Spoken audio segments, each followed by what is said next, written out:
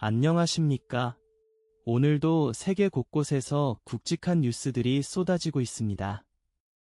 오늘의 주요 뉴스 5가지를 전해드리겠습니다. 첫 번째, 미국과 이스라엘의 이란 공격이 한 달을 맞았습니다. 두 번째, 트럼프 대통령의 쿠바 군사 목표 발언. 세 번째, 호르무즈 해협을 트럼프 해협으로 부르겠다는 선언. 네 번째, 머스크의 정상 외교통화 참여. 다섯 번째, 타이거 우즈의 음주운전 체포 소식입니다. 미국과 이스라엘이 이란에 대한 군사작전을 개시한 지 한 달이 지났습니다.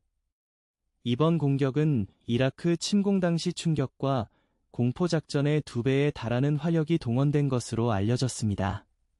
전쟁 한 달 동안 이란 측 사망자는 1937명을 넘어섰으며 미군 측에서도 사상자가 발생했습니다.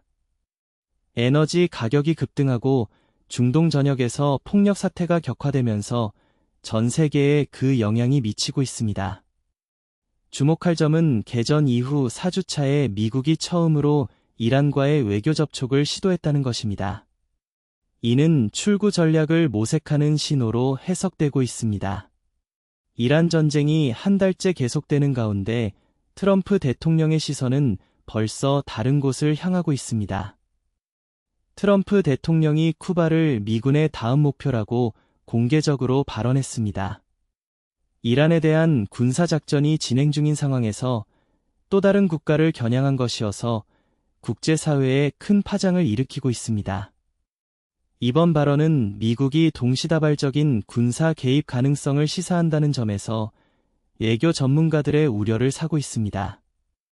이란 전쟁이 한창인 가운데 새로운 전선을 언급한 것은 예측 불가능한 확전 위험을 높이는 요소입니다. 쿠바 측은 아직 공식 반응을 내놓지 않았으나 이번 발언이 실제 군사 행동으로 이어질지 세계가 주시하고 있습니다. 쿠바까지 언급한 트럼프 대통령, 이번에는 아예 지명까지 자기 이름으로 바꿔버렸습니다. 트럼프 대통령이 호르무즈 해협을 트럼프 해협이라고 명명하겠다고 선언했습니다. 호르무즈 해협은 전 세계 석유 수송량의 약 20%가 통과하는 전략적 요충지로서 이 발언은 즉각 국제적 논란을 불러일으켰습니다.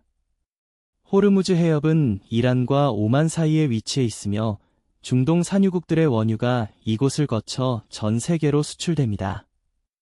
이 해협의 이름을 자국 대통령 이름으로 바꾸겠다는 것은 전례 없는 일입니다.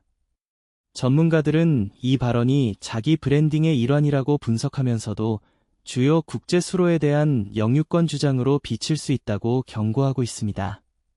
트럼프의 파격 행보는 외교 무대에서도 이어지고 있는데 이번에는 뜻밖의 인물이 등장합니다.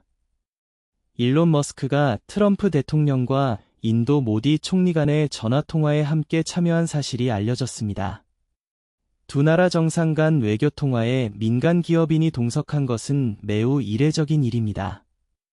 이번 사안은 머스크의 정치적 영향력이 국내 정치를 넘어 외교 영역까지 확대되고 있음을 보여주는 대표적 사례입니다.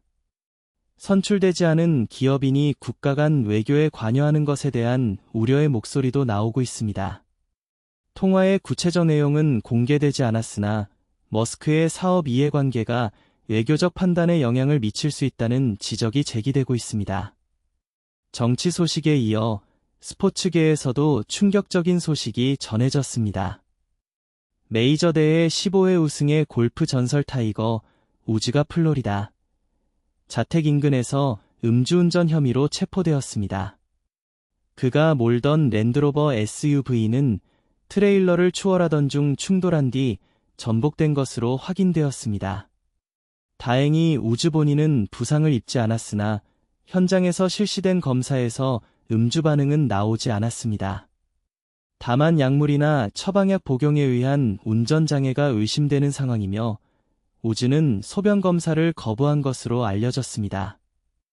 우즈는 보석으로 풀려났으며 마틴 카운티 보안관실이 사건을 발표했습니다.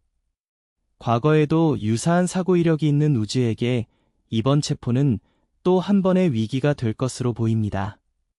오늘은 미이란 전쟁 한 달 현황, 트럼프의 쿠바 군사 목표 발언과 트럼프 해협 명령, 머스크의 정상 외교 참여, 그리고 타이거 우주 체포 소식을 전해드렸습니다.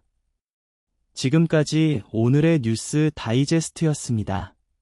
유익하셨다면 좋아요, 댓글, 알림 설정까지 부탁드립니다. 감사합니다.